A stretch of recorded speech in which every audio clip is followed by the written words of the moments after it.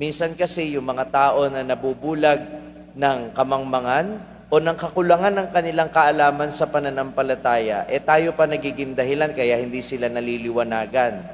Halimbawa, yung mga bata, saka yung mga kapuspa sa pananampalataya, pag nagtanong, bakit ba dapat magsimba? Bakit ba nagpuprosesyon? Bakit ba yung mga Katoliko may mga imahen? Bakit ba yung mga Katoliko may mga kung ano-anong debosyon sa mga santo? Bakit nananatili silang bulag? Tanong niyo sa akin, bakit? Sasabihin ng mga nakakalam, manahimik ka na nga lang, sumunod ka na lang. Basta matagal nang pinaniniwalaan yan. Nung araw pinaniniwalaan na namin yan. Maniwala ka na lang din. Di habang buhay naging bulag yung taong yun kasi ayaw mong paliwanagan. Ikaw din naman, ayaw mo namang alamin ang sagot. Hindi mo rin alam kung paano ipapaliwanag kasi ayaw natin mag-aral. Tama naman, hindi maaakay ng bulag ang kapwa bulag.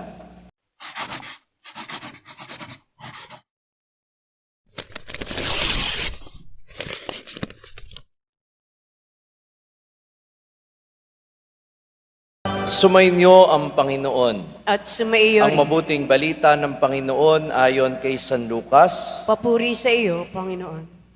Malapit na si Jesus sa Jericho at dooy may isang lalaking bulag na nakaupo sa tabi ng daan at nagpapalimos. Nang marinig nitong nagdaraan ang maraming tao, tinanong niya kung ano ang nangyayari. Nagdaraan si Jesus na taga Nazaret, sabi nila.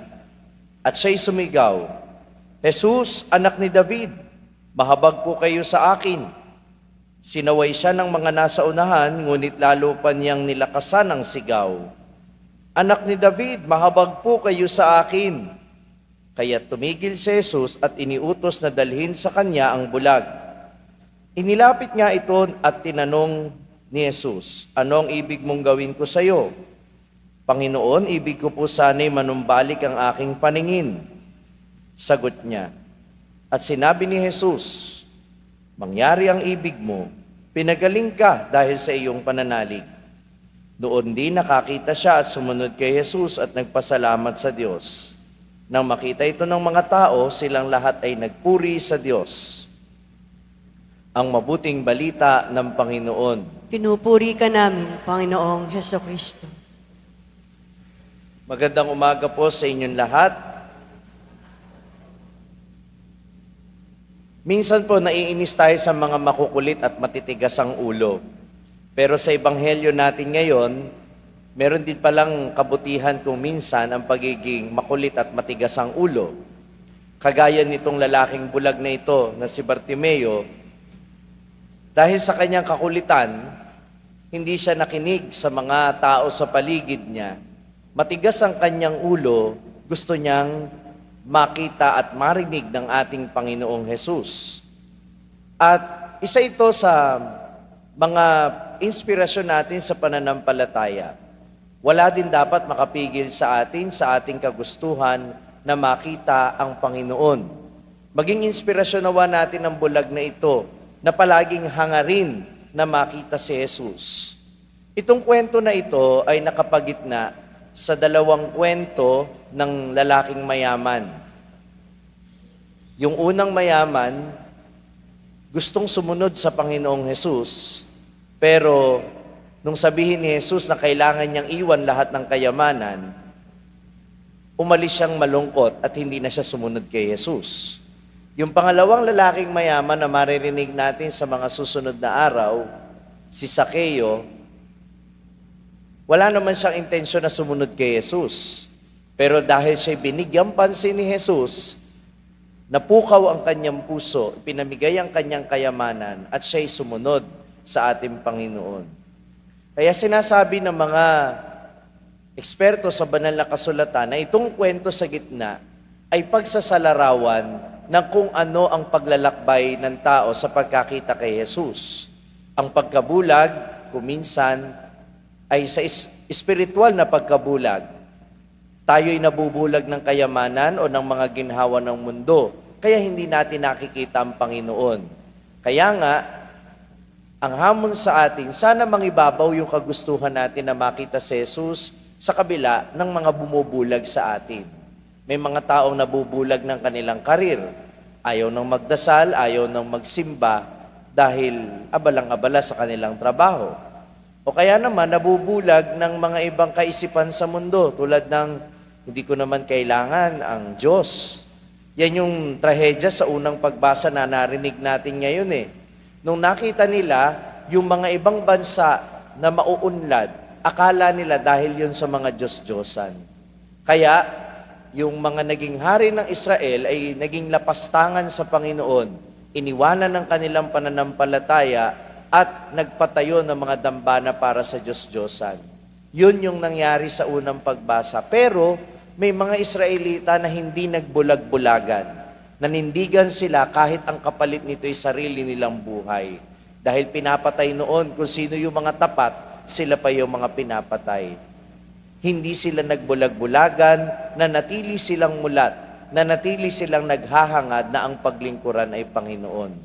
Sana minamahal ko mga kapatid, sa kabila ng mga maraming nakakabulag na bagay sa mundo, manatili tayong tapat at nakamulat ang mga mata para sa Panginoon. At sana, hindi rin tayong maging katulad ng mga pumipigil sa bulag para makita nila ang Panginoon.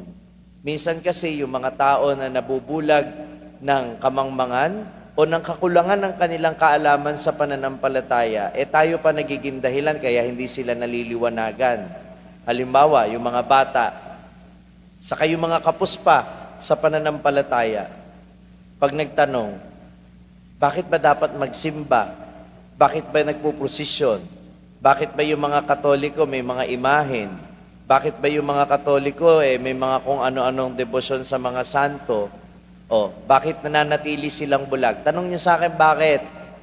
Sasabihin ng mga nakakalam, manahimik ka na nga lang, sumunod ka na lang.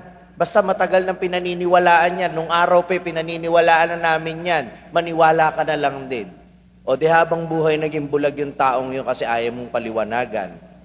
Ikaw din naman, ayaw mo namang alamin ang sagot. Hindi mo rin alam kung paano ipapaliwanag kasi ayaw natin mag-aral.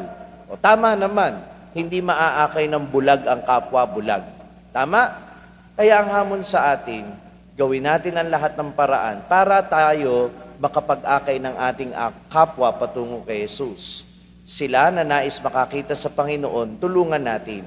At tayo mismo na kung minsan ay bulag at hindi makakita sa Panginoon dahil kulang ang ating kaalaman, dahil tayo'y nabulag din ng ibang bagay, sana mapagtagumpayan natin na mamulat ang ating mga mata at maging inspirasyon din tayo sa iba.